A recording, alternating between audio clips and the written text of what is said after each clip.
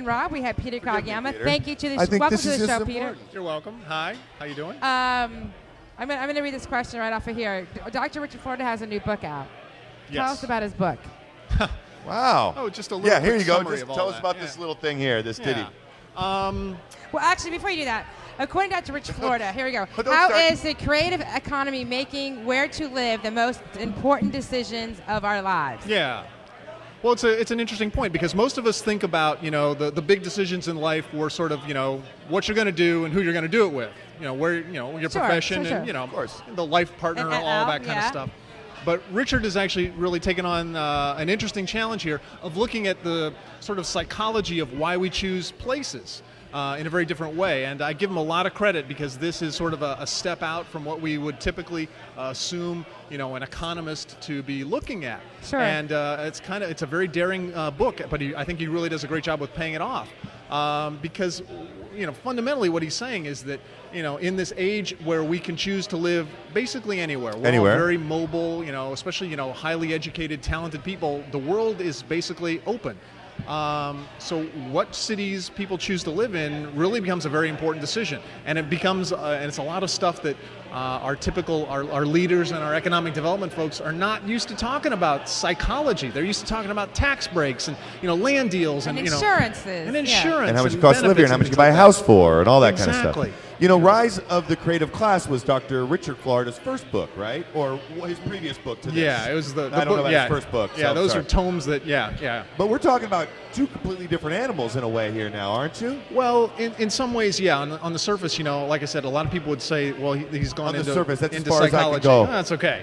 But no, what he really does, he doesn't claim to be a psychologist. What he does is he worked with some people who really do know about, psychology of place and urban and things like that, and married that up to what he really does know, which is economics and demographics. And like I said, I think it's a really compelling read. I'm fascinated to see where it pays off. I see you highlighted some stuff in there. Highlighted, it's all highlighted. How do you determine what your ideal city is? According to Dr. That's actually interesting because there's actually a section at the very back of the book which is essentially a quiz. It's sort of a chart that allows you to sort of go in and ask these kinds of questions, and it kind of comes up with your own sort of criteria and whatnot. It's a very scientific way of making decisions that we normally sort of reflexively make. How does Tampa Bay fit into the concept of the ideal city? Well, it's interesting because he breaks cities down into like 5 different categories, and it really depends on where you are in your life stage. There's like just out of college, young professionals, folks with families, kids, empty nesters, and retirees. Generally speaking, Tampa Bay does pretty well with empty nesters and retirees. We do a lot less well with younger folks and young professionals, and that's really an area where a lot of us have been talking about the importance of focusing in on this younger cohort and trying to build cities around that. Young and restless. We've been talking about this stuff for years now. Right. You're still heavily involved in Creative Tampa Bay? I am. I am the immediate past president. I did my 3-year tour of duty as the president of Creative Tampa Bay. I'm still on the board.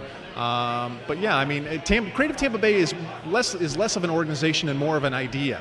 It's a big idea that that really wants to get a lot of people involved in creating a great place for Tampa Bay, and it requires people from all different aspects, different professional mindsets, different experiences, age ranges, and perspectives. So that's really why I'm still involved in Creative Tampa Bay, is because I still love this place and I want to see great things happen for it. As a general statement, if you think you can make this, and I don't know if you can or not, without. But I know you can. But please try. Yeah. As a general statement, Tampa Bay ranks as needs some work.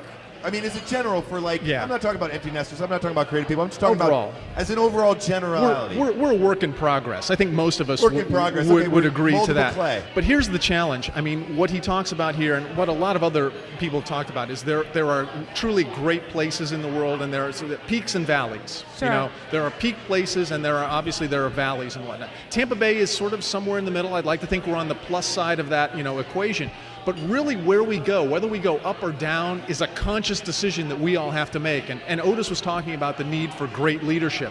And as he said, that often doesn't come from our elected officials. It's got to come from folks like us. Like community. us, in the community, making decisions and making it happen. Give us an idea of really down in the valley and high end, a creative city. Where do we fall in the middle of? Give me someplace in Kentucky might be. Yeah, really. You want me to say something provocative on that? Well, no, okay. I just want to give me on it.